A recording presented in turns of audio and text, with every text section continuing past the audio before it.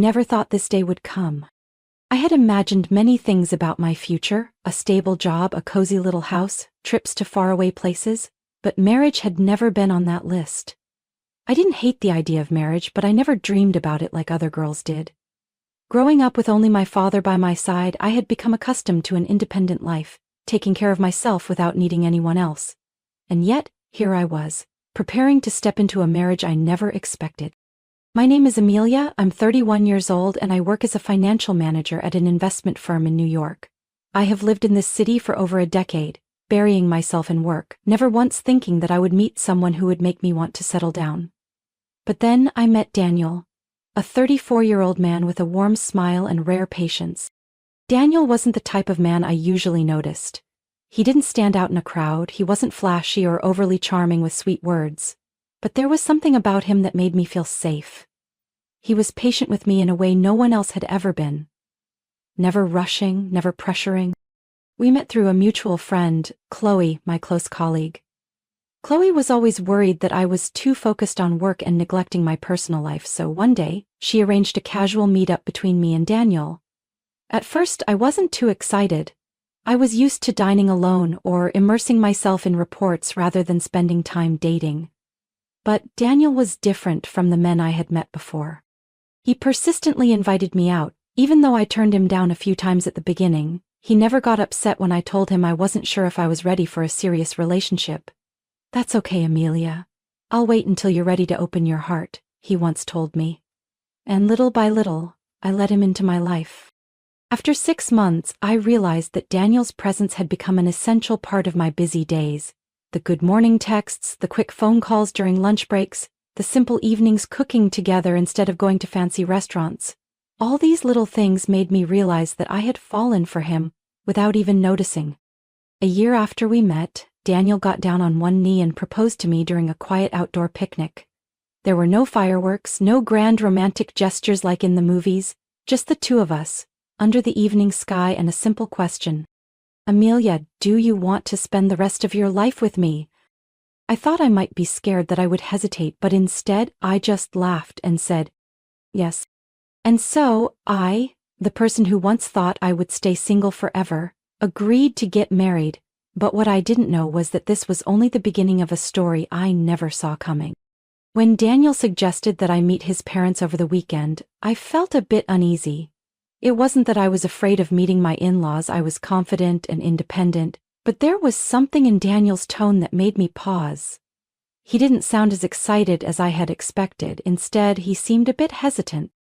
"My parents are a little traditional," Daniel said as we sat in our usual cafe. "They might be a bit strict at first, but don't worry, everything will be fine." His words made me think, what exactly did he mean by a little traditional? Would they be formal and principled, or would they be judgmental and difficult? Either way, I couldn't avoid this meeting. If I was going to marry Daniel, I needed to know what his parents were like. On Saturday morning, we drove out of New York to his parents' house in the suburbs of Connecticut. Their home was large, situated in an upscale neighborhood with neatly trimmed lawns. But as I stepped inside, the atmosphere wasn't as warm as I had hoped. "Hi, Mom. Hi, Dad," Daniel said cheerfully as we entered the living room. "So you finally made it," a woman's voice rang out. I turned and saw Eleanor, Daniel's mother, staring at me. Her sharp eyes scanned me from head to toe, barely hiding her scrutiny. I smiled politely and stepped forward, extending my hand. "I'm Amelia. It's a pleasure to meet you." But instead of shaking my hand, she simply gave a slight nod, her voice cold. So, you're Amelia." No compliment, no warm greeting, just a distant nod as if I were an uninvited guest. Richard, Daniel's father, seemed slightly more approachable. He shook my hand but still maintained a reserved demeanor. "So, what do you do? Daniel mentioned you work in finance?" "Yes, I'm a financial manager at an investment firm," I replied, keeping my tone natural. "Oh." Eleanor raised an eyebrow. "That's a rather stressful job, isn't it? But women don't usually last long in that industry. It's better to focus on family once you're married." I hesitated for a second but kept my smile. I love my job, and I believe that if someone manages their time well, they can balance both career and family. "That's what all young women think before they get married," Eleanor scoffed, as if I had just said something foolish. Daniel gently squeezed my hand under the table, signaling me not to take it to heart, but that only made me more irritated. "Where's Daniel's brother?" I asked, trying to change the subject. "Joshua is on his way," Richard said.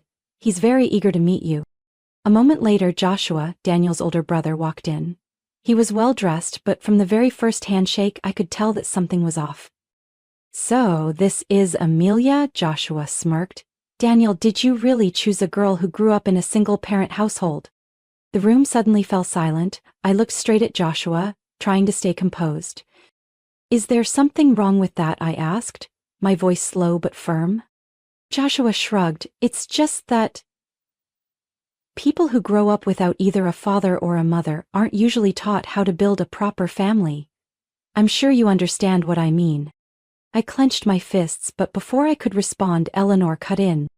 "We don't mean to offend you, Amelia, but family is very important. Daniel is our youngest son, the pride of this family. If you want to marry him, you must understand that this family has its own rules." "Rules?" I repeated. "You must be fully devoted to Daniel and this family," she said firmly. "Women in the Richards family always put family first. Career, ambitions, friends. Everything else comes second. Can you do that?" I glanced at Daniel, hoping he would say something, but he remained silent. A cold feeling settled in my chest. I had mentally prepared myself to meet a traditional family, but I hadn't expected to face such rigid expectations and deep-seated prejudice. Daniel had told me his parents were a little strict, but I never imagined they would look down on me simply because I was raised by my father. They didn't care about who I was or what I had accomplished. For them, I was just someone expected to serve Daniel if I wanted to be part of this family. And the worst part was, Daniel didn't oppose them at all. Our wedding reception was held at a luxury hotel in New York, with over 150 guests, including friends, colleagues, and both families. I had always thought this would be a happy day the moment I stepped into a new chapter of my life. But I was wrong. Things started to go wrong from the very beginning of the event. Daniel's parents, Richard and Eleanor, showed up already tipsy, even though the reception had just begun. They were drinking hard liquor instead of wine like the other guests, while Joshua, Daniel's brother, sat with a few relatives, watching me with a judgmental glare. I tried to ignore them and focused on the warm congratulations from my friends. But then they started causing a scene. In the middle of the reception, as Daniel and I were greeting guests, Eleanor suddenly grabbed the microphone, her voice slurred from the alcohol. "Everyone, may I have your attention?" she called out, laughing loudly as she stumbled toward the stage. "I have a few words to say to our lovely bride." The entire hall fell silent, all eyes turning toward her. I looked at Daniel, hoping he would stop his mother, but he just gave an awkward smile, making no effort to intervene. Eleanor stared at me, then smirked. "Amelia, you are now officially part of the Richards family, but before you walk through this door you have to prove that you are worthy." I blinked, confused. "I don't understand, ma'am." "We can't just let our son marry someone who doesn't understand family responsibility," Richard interjected. "So, starting next month, you'll need to send us at least $1,500 every month as a token of gratitude. And of course, your annual bonuses will belong to this family as well." A murmur spread through the room. I stood frozen. Did they just say that? I turned to Daniel, hoping he would stand up for me, but he just shrugged. "I think it makes sense, Amelia," he said, his voice casual. "They raised me. It's our duty to give back to them." A chill ran down my spine. I couldn't believe what I was hearing. "Sorry, but that is not my obligation," I said, keeping my voice steady. "Mr. and Mrs. Richards, I respect this family, but my money is mine, and I am not here to financially support anyone else." "How dare you!" Eleanor practically screamed, her face red with alcohol and fury. "Who do you think you are to refuse your in-laws? You're just a motherless girl, someone who was never properly raised. How would you even know how to serve your husband and this family?" The room went ice cold. I could hear my own sharp breathing as the weight of her words sank in. On the other side of the hall, my father, Thomas, had reached his breaking point. He stepped onto the stage, snatching the microphone from Eleanor's hand. "Enough!" His voice rang out, filled with anger, yet still composed. "Do you even realize what you're doing? This is my daughter's wedding, not a place for you to insult her." Eleanor scoffed. "We're just stating the truth, Mr. Thomas. You raised her alone, and as a result she turned into a girl who doesn't respect her in-laws. I told you, Children raised without a father or mother never know how to build a real family. Her words felt like a knife stabbing straight into my heart. My father took a deep breath, disappointment filling his eyes. I thought Daniel's family was well educated, but I was clearly mistaken. If this is how you treat my daughter, then I consider it a blessing that she will not become part of your family. I turned to Daniel, hoping he would stand up for me, but he said nothing, staring at the floor in silence. And in that moment, I knew I could not go through with this marriage. I took the microphone from my father's hand and looked directly at Daniel's family. Thank you for this lovely event. But I have made my decision. This marriage ends right here. The entire hall fell into a stunned silence. Daniel's parents gasped, Joshua looked dumbfounded, and Daniel turned pale as a ghost. I placed the engagement ring on the table, turned around and walked out of the reception, leaving behind a family I never wanted to belong to. The room remained silent in the wake of my announcement. Shocked gazes and hushed whispers filled the space. I could see the stunned faces of Daniel's parents, Richard and Eleanor, completely frozen, while Daniel looked like he had just taken a brutal hit to his pride. My father Thomas stepped forward, his sharp eyes fixed on the Richards family, his presence still calm but commanding. He turned to Richard, locking eyes with him as if carefully considering his next words. Richard, my father said slowly, his voice steady yet powerful, I think you should reconsider the words you just said. Richard scoffed, trying to hold on to the last remnants of his pride. I don't think we have anything left to discuss, Thomas. Your daughter just humiliated my family by calling off the wedding in front of everyone. My father crossed his arms and gave a knowing smile. Oh, is that so? Funny, because from where I'm standing, the only one humiliating himself here is you, Richard. The room grew tense. My father continued, his voice calm but razor sharp. I'm guessing you have no idea who I happen to know in your company, do you? Richard's expression shifted slightly. What are you talking about? My father casually adjusted his tie, then delivered a single sentence that left the entire room in stunned silence. I'm a close friend of Henry Wallace, the CEO of the company where you serve as Vice President of Finance. Silence fell over the hall. I could see the color drain from Richard's face. If he had been clinging to any sense of arrogance before, it was now completely replaced by sheer panic. Whispers rippled through the crowd again. But this time the murmurs were no longer sympathy for me but mockery directed at Richard and his family. Impossible, Richard stammered, looking at my father with pure horror in his eyes. My father let out a light chuckle. Oh, but it's true. Henry and I have been friends since college. He was also raised by a single mother, just like me and Amelia. Do you remember what you just said, Richard? You insulted every person who grew up in a single-parent household, including the very man who holds your career in his hands. Sweat began to bead on Richard's forehead. His arrogance had vanished, replaced by genuine fear. Laughter erupted from the guests. Some murmured among themselves while others openly enjoyed watching my father completely outmaneuver Richard. If Henry hears about this... Do you really think you'll keep your position, Richard? My father asked pointedly, his tone no longer playful. Eleanor stood frozen, her face pale. Joshua, who had just looked down on me for being raised by a single father, now looked like he wanted to disappear into thin air. And then, right before my eyes, Richard dropped to his knees in front of my father. The entire room gasped, unable to believe what they were witnessing. A man who had once been so arrogant and powerful was now on his knees, begging before the very person he had once looked down on. Thomas, please, Richard's voice trembled. I misspoke. Please don't tell Henry. I don't want to lose my position. How interesting, my father said slowly. Earlier, you called me worthless because I was a single father, and yet here you are, kneeling before me, begging me to save your career? The entire hall erupted with laughter. I had never seen a humiliation this severe in my life. I turned to Daniel. He couldn't even look at me anymore. He just stood there, his head hung low, unable to say a word. And in that moment I knew. I had truly escaped a nightmare. I looked straight at Daniel, my words crystal clear for everyone to hear. This marriage ends right here. A shockwave rippled through the hall. Guests whispered among themselves, some gawking in disbelief as they witnessed a bride canceling her own wedding in front of everyone. I saw a few of Daniel's colleagues with their mouths open, and some guests even pulled out their phones to record the moment. Daniel stood frozen, his face completely drained of color. "Amelia, what are you saying?" His voice cracked. I had no patience left. I looked straight at him. The man I once thought would protect me but who turned out to be nothing more than a coward. "Daniel, you stood there, silent, while your parents humiliated me, demanded that I financially support them, and acted like it was completely normal. You didn't just let them insult me, you let them disrespect the man who raised me on his own for years. You know what?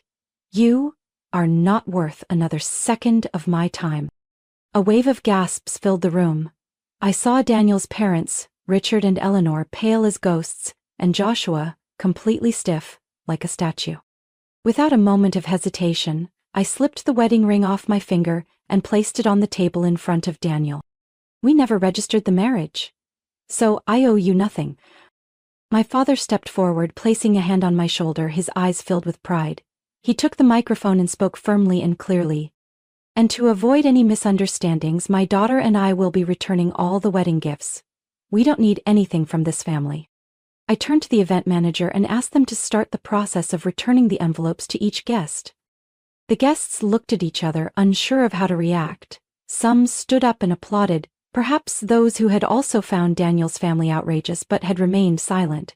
Others scoffed, whispering among themselves, undoubtedly mocking the humiliation of the Richards family. I walked out of the reception with my father, leaving chaos behind. But I didn't care what happened next. I knew that this was just the beginning of the real downfall. But this time, the ones suffering the consequences wouldn't be me. Within a week, news of the cancelled wedding spread like wildfire through Daniel's company. His colleagues, many of whom had attended the wedding, didn't waste any time spreading the story. No one respected a man who let his parents control him so completely that he was willing to betray his fiancée. The result? Daniel couldn't handle the shame and resigned. A man who once took so much pride in his career was now leaving in disgrace. But that wasn't even the worst of it. Richard, Daniel's father, faced even greater consequences. After my father revealed his friendship with CEO Henry Wallace, the news quickly reached the company's executives. A private meeting was held soon after. The outcome? Richard was demoted and transferred to a small branch in a remote town in Texas. For someone who had once held the title of Vice President of Finance, being reassigned to such a low-level position was nothing short of a slap to his dignity. The Richards family lost all respect among their relatives.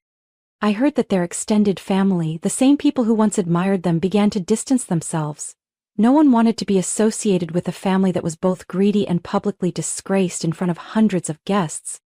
As for Eleanor, the woman who once took so much pride in having a prestigious family, she could no longer even lift her head in public. Sitting in our usual cafe with my father, I looked at him and smiled. "Do you have any regrets?" he asked. I took a sip of my coffee, exhaling in relief. "No, Dad. Calling off that wedding was probably the smartest decision I've ever made." He chuckled, patting my hand gently. "I'm proud of you, Amelia. You're stronger than you think." I smiled, feeling lighter than ever. I had freed myself from a terrible future, and more importantly, I had reclaimed my own worth. And my story was far from over. After ending my engagement with Daniel, I began spending more time with my father, Thomas. Without the weight of a toxic marriage hanging over me, I felt an overwhelming sense of relief and clarity. We had deeper conversations, making up for lost time. Time I had once wasted chasing work and a relationship that was never meant to be. "Do you know how proud I am of you, Amelia?" he asked one afternoon as we sat in his office drinking tea. "You chose yourself instead of bowing to a family that didn't deserve you. That's something your mother would have been proud of too." I smiled. My mother had passed away when I was young, and since then my father had been both my mom and dad. He had sacrificed so much to give me the life I had today. He set his teacup down, his gaze turning more serious. "Amelia, I've been thinking a lot about something. Have you ever considered taking over my company?" I blinked in surprise. "You mean, taking your place?" Thomas & Associates was a financial consulting firm my father had built over 20 years. While I had a successful career in finance, I had never imagined leading an entire company. "I'm not pressuring you," he assured me, "but I believe you can do it. You have the skills, the experience, and, most importantly, the independent mindset of a true leader. I sat in silence. I had always believed my career path was within my current investment firm. But now a new door was opening in front of me. For the next few weeks, I thought long and hard about my father's offer. My focus shifted completely. Dating, romance, it no longer seemed important. I had once thought that marrying Daniel would be the biggest milestone in my life, but I was wrong. The real turning point was choosing a new path for my future. I was no longer a woman preparing for marriage. I was a woman stepping into leadership. After many sleepless nights, I made my decision. I resigned from my job and joined my father's company. "I'll give it my all, Dad," I told him on a Monday morning as I officially stepped into my new office at Thomas & Associates. He smiled. "I never doubted that for a second, Amelia." Looking back at everything I had been through, I knew calling off the wedding was the best decision I had ever made. If I hadn't stood my ground that day, I would have been trapped in a life of control, misery, and injustice. But now I had a future I was in control of, a future that belonged to me and no one else. I chose myself, and I had never felt stronger. Looking back, I realized that losing something you thought was important can sometimes be the very thing that helps you find yourself. If I hadn't had the courage to walk away, I would have ended up stuck in a life I never deserved. Family should never be about control, and love should never come at the cost of self-sacrifice. Today, I haven't just gained my freedom. I've found a new direction for my career and my life. True happiness comes from choosing yourself first. What do you think about my story? Do you agree that sometimes walking away from the wrong thing is the best decision you can make? Share your thoughts in the comments. And don't forget to follow the channel for more stories about life, family, and the lessons that shape us.